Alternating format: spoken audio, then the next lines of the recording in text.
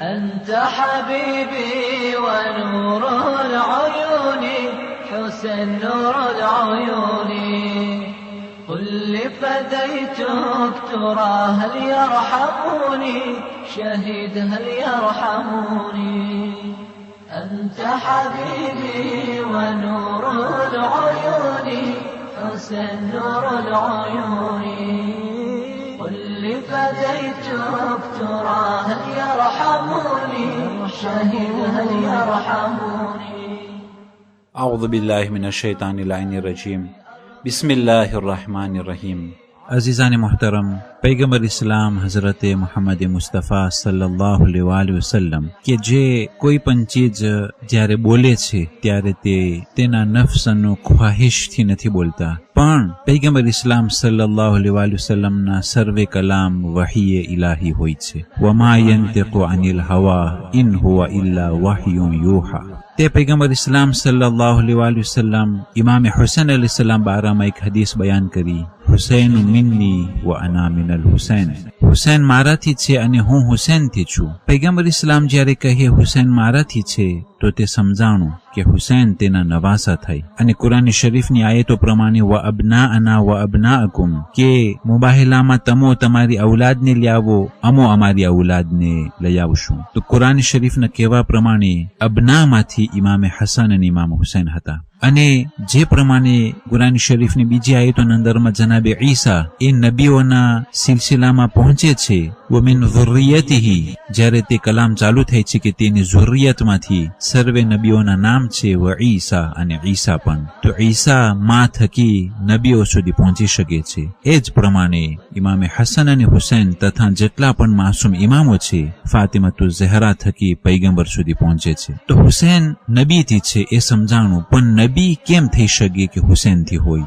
એટલા માટે ઉલમાએ કિરામ આ વસ્તુ બારામાં ઘણી વાત બયાન કરે છે અને ઘણા જવાબો છે. પણ આજે ટૂંકના અંદરમાં તે મકસદ કે જે પૈગંબર ઇસ્લામ જે ધર્મને લઈ આવ્યા હતા એ ધર્મને ઇમામે હુસૈન અલૈહિ સલામ બચાવ્યા. યાની કે અગર જો ઇમામે હુસૈન અલૈહિ સલામ ન હોત તો પૈગંબર સલ્લલ્લાહુ અલૈહિ વસલ્લમની મહેનત બરબાદ થઈ જાત. અને જે પ્રમાણે પૈગંબર પહેલા જે નબીઓ આવ્યા તેઓની ઉમ્મતે જે આસમાની કિતાબો હતી તેમાં ફેરફાર કરી નાખ્યા. અને જે જનાબે ઈસા અલૈહિ સલામ શરાબ અને દારૂને મિટારવા માટે આવ્યા હતા, એ જ શરાબ અને દારૂ તેઓની ઇબાદત ખાનામાં, તેઓની નજરમાં મુકદ્દસ વસ્તુ કે જેને કાલીસ કહેવામાં આવે છે, એ કાલીસના અંદરમાં તે શરાબ અને દારૂ આવી ગયું. અઝીઝાને મુહતરમ, એ જ પ્રમાણે હઝરત મુહમ્મદ મુસ્તફા સલ્લલ્લાહુ અલૈહિ વસલ્લમ જે પૈગામ લાવ્યા કે જે ખુદાવંદી કરીમે તે પૈગામને મોકલેલ, તે પણ એના અંદરમાં ફેરફાર થઈ જાત અને આજ સુધી સહી પૈગામ આપણને ખબર ના પડત. પણ ઇમામે હુસૈન અલૈહિ સલાતુ વસલામ તે ધર્મને બચાવ્યા. અને પૈગંબર એ પ્રમાણે કહે છે કે હુસૈન મારાથી છે અને હું હુસૈનથી છું, યાની કે મારું પૈગામ અગર જો હુસૈન ન હોત તો ના બચી શકત.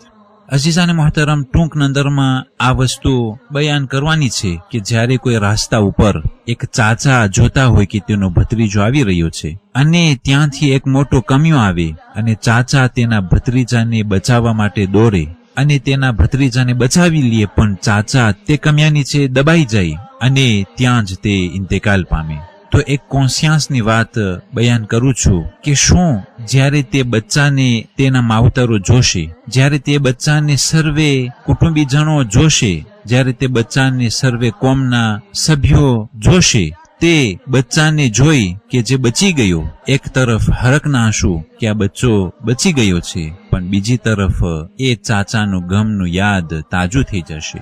જેમ જેમ આ બચ્ચાની વય અને આજ વધતી જશે, જ્યારે જ્યારે પણ તે બચ્ચાની એનિવર્સરી આવશે ત્યારે સર્વે કુટુંબીજનો તે ચાચાને યાદ કરશે અને તેના ગમમાં ગિર્યા કરશે. એ જ પ્રમાણે જ્યારે પણ આપણે સર્વે મસ્જિદોના મિનારાઓમાંથી જ્યારે આપણે અઝાનની આવાજ સાંભળીએ, તરત જ આંખમાં આંસુ ટપકે છે કે આ હુસૈન ઇબ્ને અલી અલૈહિ સલામની કુરબાની થકી આ ઇસ્લામ બચી ગયું છે. તો પછી શા માટે તે રોવાને બિદઆત સમજવામાં આવે છે?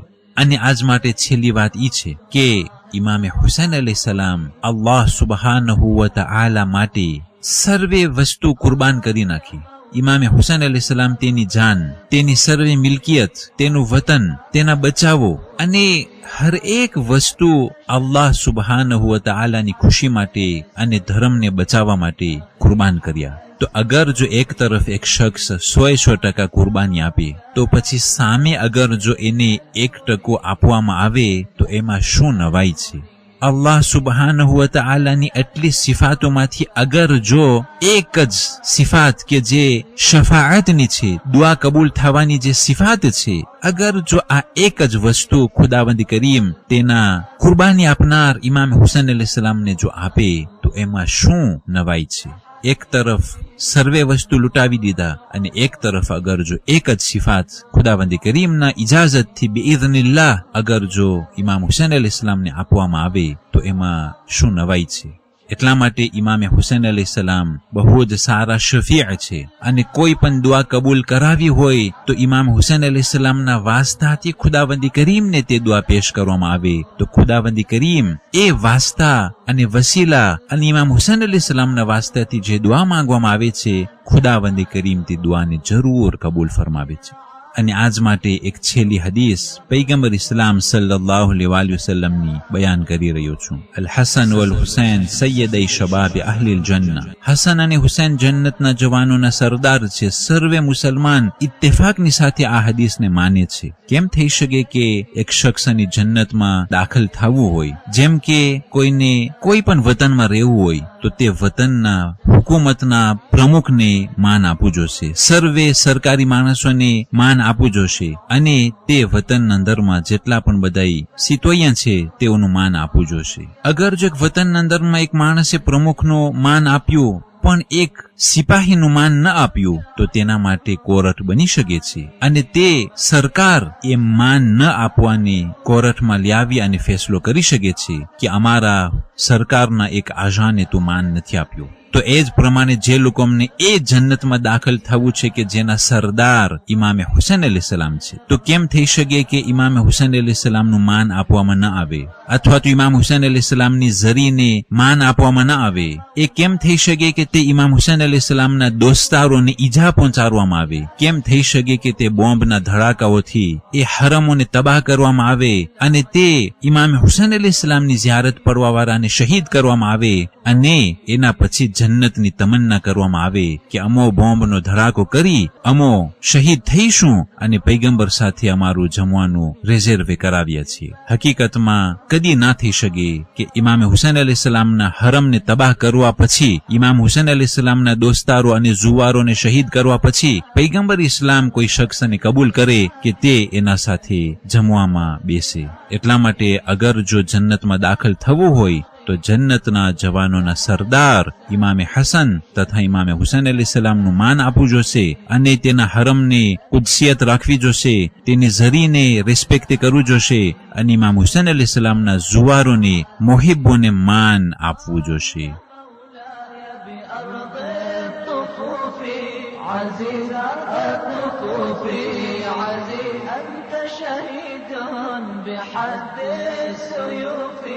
أخي حد السيوف ضام سقوك بكأس المنون حسن كأس المنون أنت جريح فأين الضماد أخي أين الضماد أخي دمع العيون يصيح والفؤاد أخي بكى الفؤاد أنت حبيبي ونور العيون حسن نور العيون واللي فديتك ترى هل يرحموني شهيد هل يرحموني. 28મી માહી સફર આજની તારીખ પૈગંબર ઇસ્લામ હઝરતે મુહમ્મદ મુસ્તફા સલ્લલ્લાહુ અલૈહિ વસલ્લમ ઇમામે અલી અલૈહિસ્સલામના ખોરામાં છેલ્લી શ્વાસ લઈ રહ્યા છે અને જબાનમાં zikr ખુદા છે અને 28મી સફરના પૈગંબર ઇસ્લામ સલ્લલ્લાહુ અલૈહિ વસલ્લમ આ દુનિયાને મૂકી અને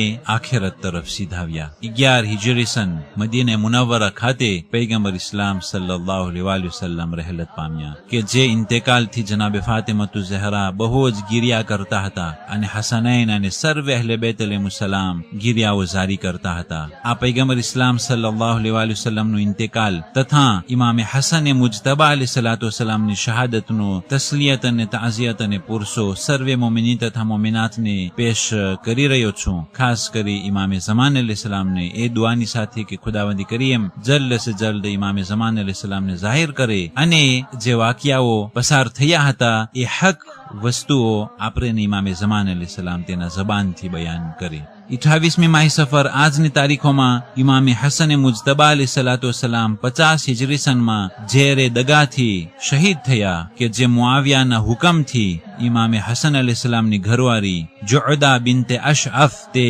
ઇમામે હસન અલૈહિસ્સલામના પાણીમાં ઝેર નાખી દીધું અને ઇમામે હસન અલૈહિસ્સલામ શહીદ થયા અને જન્નતુલ બકીમાં તેને દફન કરવામાં આવેલ છે.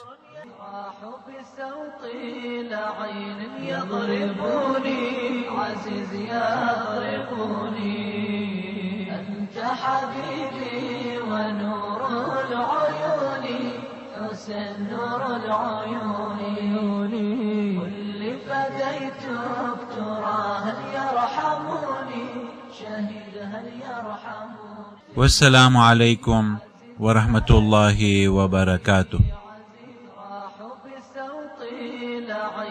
يضربوني عزيز يغرقوني أنت حبيبي ونور العيون حسن نور العيون كل فديتك ترى هل يرحمني شهيد هل يرحمني.